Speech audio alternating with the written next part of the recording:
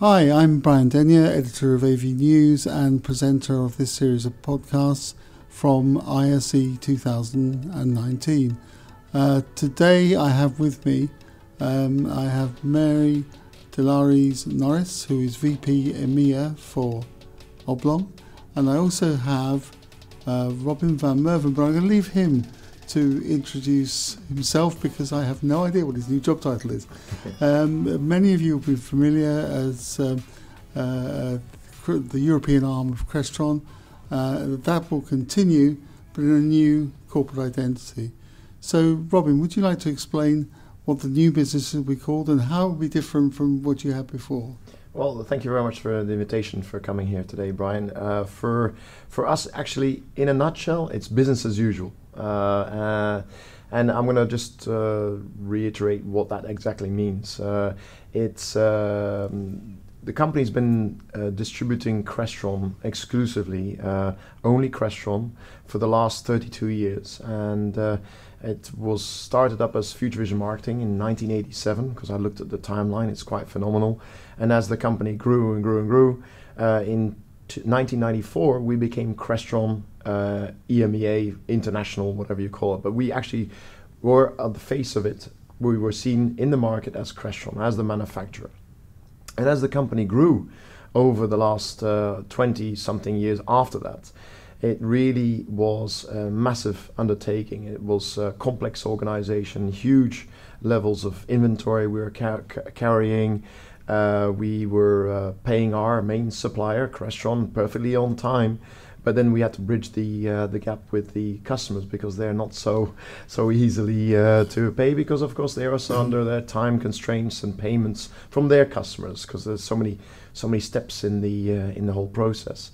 So it was a massive challenge to balance all the finances, logistics. Then also the demands of the manufacturer are constantly changing because they have training requirements, they have customer support requirements. So around about a year ago, we embarked on a way of how are we going to handle this in the future.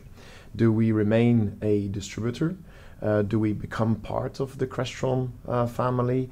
Or is there another option to look at? So we looked at all the options on the table, and the most logical, correct way of working would be that we hand over all the logistics, the customer support experience to the manufacturer, and that they can, because distribution, they've been doing distribution around the world for forever.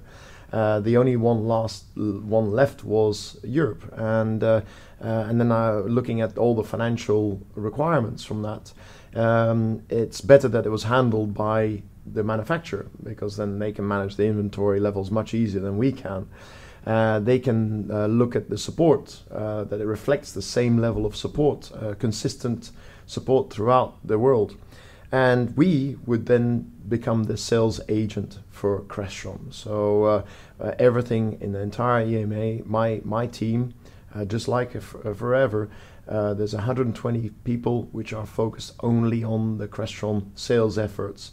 We know the 3,000 or so integrators in the market, operating in about 60 countries. We know the influencers, the consultants, and we know the end users and the projects. We've been doing that successfully. The big, of course, challenge was always delicately balancing the needs of the distribution support organization versus the needs of the sales organization. So when you start peeling it all the layers away, it starts to really make sense. But in the process, we're revolutionizing the whole way of working, because we know all the contacts, we've been doing the sales forever. And so this opens up a new opportunity whereby we now become a sales agency, known now as Technological Innovations Group. And all my Crestron staff will be still seen in the market as Crestron salespeople. And then you got the new branch to the business, which will be now we've signed up our first product since 1994. When we made the transition to Crestron, this is the first new product in our company that we've signed up, and that's Oblong. We're extremely excited because it's just at the infancy stages. It's a real revolutionary experience. It's a great product. I've got now already 5 dedicated people on the sales efforts for Oblong, so we made that initial investment.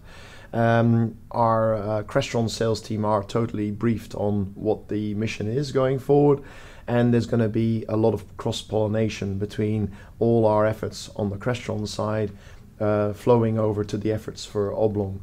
We're also going to be looking at other manufacturers to sign up to complement the ecosystem that we are supporting. So it's complement and not going to conflict. So that's a very important difference. And also it's got to be very niche specialist products that we're looking at. So an Oblong, of course, is an obvious choice, and it just clicked from the moment we met with them. And we got along very, very well, and we are confident that we're going to really fly with this new endeavor, and very, very excited. Excellent. I suppose one of the areas where there is some similarity is in the nature of the customer base. I mean, Crestron has traditionally had a high-end customer base. Oblong, obviously, is similar. So there you are selling things a like level, which is something which is encouraging. We've just come from the press conference announcing these changes to the trade press, and one of the things that I felt was very interesting, Marianne, was the way that you've made changes to the product which makes it easier to install, because some years ago I'd have questioned whether Oblong was actually a distributable product. It was. Could you explain briefly what that was? Sure. Well, thank you, Brian, for having us here today.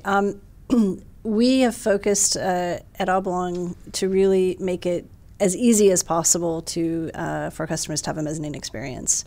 I mentioned in our press briefing today that 5 years ago, mezzanine was truly an early adopter product.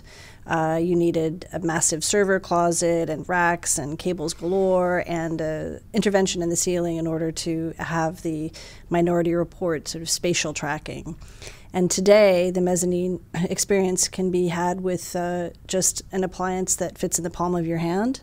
And the spatial tracking is now incredibly streamlined, and so you can have that Minority Report interface just with 4 emitter bars around the bezels of standard commodity monitors, all the way for the whole mezzanine series, from a small 2-screen solution all the way up to a massive display wall. So this agreement between your two companies will extend across the whole EMEA region. And you've already explained there'll be demonstration centres that people can really go and get their hands, because probably not that many people have had the opportunity of really testing the mezzanine solution. So that will be a good thing. How about things like training, Robin? I mean, Crestron was legendary for its training, and it's the community that surrounds the products. Is that going to continue? And if so, who's in charge? So yeah, it's a very, very, very fair, correct question. And like I started this interview, it's business as usual. So all the training programs, all the staff that used to be on my company's payroll, have been transferred over to Crestron Inc.'s payroll, and they will maintain consistency with the training programs.